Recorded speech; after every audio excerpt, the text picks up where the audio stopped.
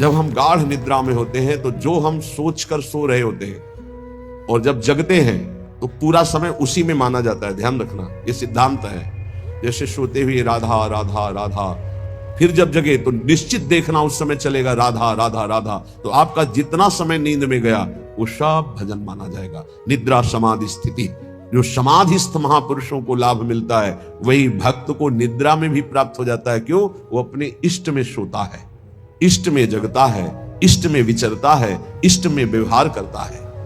श्रीपाद प्रबोधानंद जी महाराज कह रहे हैं, हाय उसने अपने जीवन को व्यर्थ नष्ट कर दिया जिसने एक बार भी वृंदावन का दर्शन नहीं किया। और यदि एक बार वृंदावन का दर्शन कर लिया जीवन में एक बार, वो कभी नरक नहीं जाएगा, उसकी कभी दुर्गति नहीं हो सकती। कितना बढ़िया लाभ है। भगवान के एक वचन है, अपनो परण विशार भगत को पूरो परण निभाऊं। संतों की वाणी पर दृढ़ विश्वास कर लो, भगवान अपनी बात झूठी कर सकते, संतों की नहीं। जब भीष्म जी ने भगवान को देखा, दासी रूप से द्रौपदी को लेकर हमारे पास आए और हमें छल से आशीर्वाद दिलवा दिया, सौभाग्यवती भव, तब कहा ठीक है, मुझे पता चल गया है कि मेरे प्रण का तो खंडन होगा ही, क्योंकि आप हो। आपने जब मैंने प्रण लिया पांचों पांडवों को जीवित रहा तो मारूंगा, तो आपने सौभाग्यवती का आशीर्वाद दिलवा दिया। तो आज मैं गंगा पुत्र भीष्म आपके बल से प्रण लेता हूं कि आपने जो प्रण किया था कि महाभारत युद्ध में अस्त्र नहीं कहूंगा, तो मैं गंगा का पुत्र भीष्म नहीं कहलाऊंगा यदि कल तो आपसे अस्त्र ग्रहण न करवा दूं। भगवान ने कहा आपके लिए, पर अपना प्रण तोड़ना है मेरे लिए कोई खास बात नहीं। अपनो प्रण विसार भगत को पूर्व प्रण निभाओ। ये महान रसिक महापुरुष कह रहे हैं, एक बार प्रिया प्रीतम की जय जय बोल दिया, एक बार वृंदावन आ गया, एक बार प्रणाम करके वृंदावन भूमि में लौट गया, तो ध्रुव महा परम सत्य, वो नरक नहीं जाएगा, उसको भगवत प्राप्ति होगी। आप सोच सकते हैं भगवत प्राप्ति कैसे हो सकती है? पूरा रजिस्टर पाप लिखा हुआ है। एक बार वृंदावन आया, एक बार प्रणाम किया, एक बार राधा बोला, एक बार बिहारी जी के दर्शन किया, इसका क्या फल होगा? एक बार कृष्ण को प्रणाम करने वाले का पुनर्जन्म नहीं होता। ये भीष्म जी की स्तव में लिखा। अब आप विचार करके देखो, जहां प्रिया प्रीतम विराजमान इस भूमि में लौट गया, रसिकों की चरण रज, प्रिया प्रीतम की चरण रज, एक बार बिहारी बिहारी जी को प्रणाम कर दिया, एक बार उनकी जय जयकार कर दिया, वो नरक नहीं जा सकता। श्रीपाद कह रहे हैं, महापुरुषों के वचनों में भी तुम विश्वास नहीं करते हो, कैसा तुम्हारा जीवन है? कम से कम अन्य बातों पर विश्वास न करो, महापुरुषों के वचनों में तो विश्वास कर लो। महात्मानाम श्रुत भाषितोपि, सुन रहे हो तुम महापुरुष जन वचन बोल रहे हैं। वृंदावनेशैक पदस्पृहोपि, एक बार तो इच्छा कर लो ऐसे वृंदावन में आने की, जहां एक बार आने का, एक बार दर्शन का, एक बार जय जयकार का, एक बार प्रणाम का। ये भगवत प्राप्ति तुम बहुत दुर्लभ समझते हो। सबसे सरल है भगवत प्राप्ति, सबसे सरल। तो बोले बहुत बड़ी बड़ी तपस्याएं, बहुत कष्ट सहा जा रहा है, और आप कह रहे हैं बहुत सरल है। तुम्हें बाहरी दिखाई दे रहा कष्ट है, जो तप करता है उसे बड़ा सुख मिलता है। जो वैराग्यवान है उसको भोगी जन कष्ट देखते, लेकिन वैराग्यवान भोगी जनों को कष्ट में देख रहा है, कितने कष्ट में जल रहे हैं। तुम्हें वैराग्यवान कष्ट युक्त लग रहा है कि दिगंबर है या एक लंगूटी लगाए है, भूखा प्यासा है, उसको जो परमानंद है वो ब्रह्मा को भी नहीं है। वैराग्यवान को, फिर बोधवान को, फिर प्रेमी को तो बात ही क्या है। महात्मानाम श्रुत भाषितोपि, ये बड़े बड़े महापुरुष जो बोल रहे हैं उससे सुनो। जितने भी संबंधी हैं, जितने भी भोग पदार्थ है, जितना भी ऐश्वर्य है, ये परमार्थ को विध्वंस करने वाला है। परमार्थ को विदन्नपि स्वार्थ विधाति सर्वम हाधिंग, धिक्कार है यदि आप अपने परमार्थ के नाश करने वाली क्रिया करते हो, परमार्थ के नाश करने वाली बातें देखते हो, सुनते हो, बोलते हो। तुम महापुरुषों की बातें सुनकर भी उनके आज्ञा में क्यों नहीं चलते हो? क्या आज्ञा? वृंदावने शैक पदस्पृहोपि, एक बार कदम बढ़ाओ ना सीधा वृंदावन की तरफ, और एक बार वृंदावन में आ जाओगे तो तुम्हारे जीवन का परिवर्तन हो जाएगा। पर धिक्कार है, ये सब बातें सुनकर भी भगवत प्राप्ति की इच्छा नहीं जागृत होती। श्रीपाद कह रहे, मुझे मोहित कर रहा है वृंदावन, मोहयत माम वृंदावने मोहयत। देखो देखो, मुझे वृंदावन मोहित कर रहा है।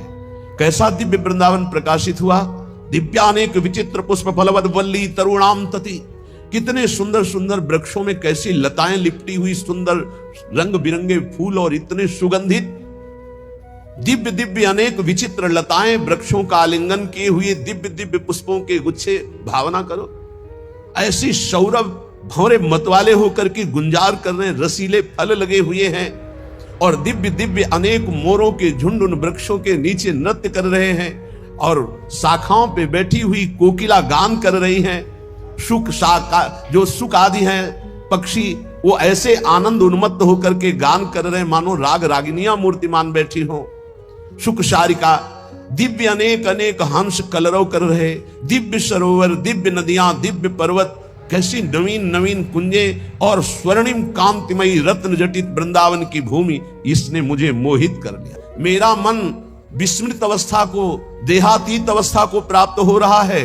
कैसी सुंदर स्वच्छ भूमि वृंदावन की, दिव्य वृंदावन की, करोड़ करोड़ चिंतामणियों से जटित ये भूमि, कैसा सुंदर रास मंडल, कैसी चिन्मय लताएं, कैसा चिन्मय फल, कैसे चिन्मय पुष्प। और यहाँ के पक्षी जब गान करते हैं तो शाम वेद की ध्वनि प्रकट होती है। जो वृंदावन के पक्षियों की चहचहाट कलरव है, इनको जो श्रवण करता है तो चारों वेदों के पाठ का उसे फल मिल जाता है। धाम है, बड़ा दिव्य है। राधा यशो मुखर मत खगावली के यहाँ के पक्षी श्री जी का जस गान कर रहे हैं और यहाँ के जो सरोवर हैं उनका जो जल है, भूमि में ऐसा कोई तीर्थ नहीं है जो वृंदावन ब्रज धाम के सरोवरों की जल की समानता कर सके, क्योंकि जितने तीर्थ हैं तीर्थ पाद श्री हरि के चरणों से हैं और यहाँ तीर्थ पाद हरि जिन चरणों में नमन करते, प्रिया चरण रज जान के लुठत रसिक सिरमौर, वो लाडली जू का ये क्रीड़ा स्थल है वृंदावन, ये ब्रज भूमि। इसलिए श्रीपाद कितनी महिमा की बात कह रहे हैं। मुझे वृंदावन में नाली का कीड़ा बना दिया जाए, मैं याचना करता हूं, और वृंदावन के बाहर मुझे चिदानंद देह प्राप्त नहीं चाहिए। ये जब वृंदावन की दिव्य महिमा को श्रीपाद जाने तो ये बात कही, ये कैसी कोई साधारण बात नहीं है। ये मानव देह में ऋषि स्वरूप से दिव्य वृंदावन का आनंद ले रहे हैं तो क्या कह रहे हैं, वृंदारण्ये वरम, मैं श्रेष्ठ मानूंगा, श्याम क्रमिरपि, यदि मुझे कीड़ा बना दिया जाए नाली का, परतरो न चिदानंद देहो, अन्यत्र मुझे चिदानंद देहधारी बना दिया जाए तो मुझे नहीं चाहिए। क्या है दिव्य वृंदावन की अनुपम महामाधुरी।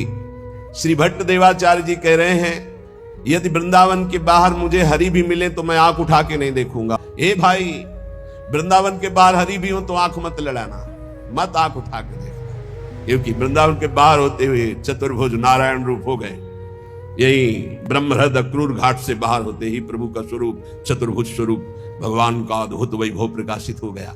क्योंकि वहीं देखा अक्रूर जी ने कि अनंत शेष सैया पर शयन करने वाले चतुर्भुज नारायण, वही शेष जी बलराम और वही भगवान नारायण हरि रूप। हमारे जो द्विज मुरली मनोहर वृंदावन बिहारी नवनिवृत्त निकुंज से पधारे, वो यही हैं, कभी एक कदम भी बाहर नहीं गए। वृंदावन परित्यज्य पाद में कम न गच्छति, ये एकांतिक रहस्य भगवान का प्रेमी जनों के सिवा और कोई नहीं जानता। भगवत रसिक रसिक की बातें रसिक बिना को समझ सके ना। श्रीपाद कह रहे हैं,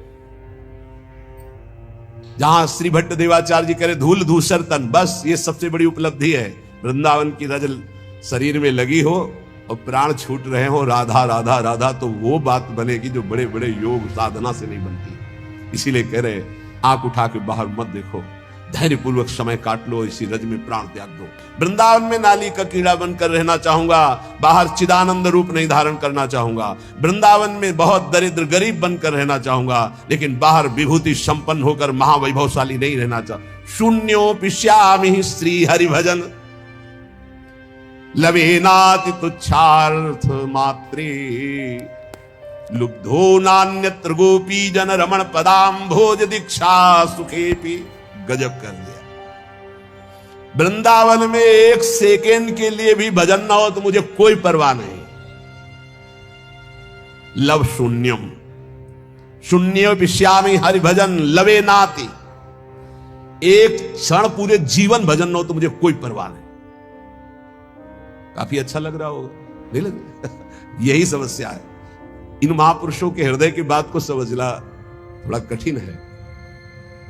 देखो, जिसको इतना वृंदावन से प्रेम हो, भजन बिना रह कैसे सकता है? हमको ही बता, कैसे रह सकता है? भजन का मतलब क्या होता है? जिससे अधिक प्यार होता है उसका चिंतन होता है। इनको वृंदावन से प्यार है, तो वृंदावन की गोद में प्रिया प्रीतम खेल रहे हैं। ये प्रिया प्रीतम के बिना एक सेकेंड नहीं रह सकते, इनके प्राण निकल जाए, ये जी नहीं सकते। अभी आपने ऊपर सुना कि तुम महापुरुषों की बातों को सुनकर धारण क्यों नहीं करते हो? देखो वृंदावन कैसा चिदानंद रूप प्रकाशित करता है। अभी सुना आपने? ये तो कुंज निकुंजों की शोभा में जो विहरण करने वाले हैं वो प्रभु, क्या वो श्रीपाद को नहीं दिखाई दे रहे? ऐसे महापुरुष जैसे हरिराम व्यास जी करे, काहू के बल भजन को काहू के आचार, व्यास भरोसे कुंवर के सोवत पांव पसार। तो लगता है इनको भजन से मतलब नहीं। भैया इनका रोम रोम भजन में है। महापुरुषों की बातों को समझना। वृंदावन में जो कबहू कछुक भजन नहीं होए, रज तो उड़ी लागे तने पीवे यमुना तोए। यमुना जी की पावन स्पर्श करती हुई लहरों को जो वायु और रज को लेकर जो वायु बिना भजन कराए छोड़ेगी। ये 25-26 वर्ष पहले की बात कह रहे हैं। यहां हार्न नहीं बजा सकते थे आप, स्कूटी का या कार का हार्न नहीं बजा सकते। खिड़की खोलो, राधे बोलो, जो ए राधे मार्ग दीजिए, ऐसे। और जिससे पहला शब्द रिक्शा वाले से बात करना है तो राधे, वो उत्तर देगा तो राधे। धीरे धीरे प्रभाव बदल रहा है, आधुनिकता का ऐसा प्रभाव बदल रहा है। नहीं, ये देखा है, यहां हार्न नहीं दिया जाता था, यहां राधे राधे बुलाया जाता है। ये धाम है। धीरे धीरे वो जैसे हवा चलेगी तो फिर आएगी ना। तो आधुनिकता की हवा चली हुई, इतनी बाढ़ आ रही है आधुनिकता की कि नाम छूटता जा रहा है। ये धाम है। मथुरा में यहीं से केवल सीमा पार हो, मथुरा में जय श्री कृष्ण, वहां आपको सुनाई दे। वहां जय जय श्री राधे अगर कोई बोलेगा तो वृंदावन का होगा, जय श्री कृष्ण। ये केवल महामहिम धाम, इस महापरा विद्या राधा नाम की गूंज हो रही है यहां। श्रीपाद कह रहे हैं लव माने बहुत छोटा समय होता है, जीवन में लव भर भी भजन ना हो तो मुझे कोई परवाह नहीं।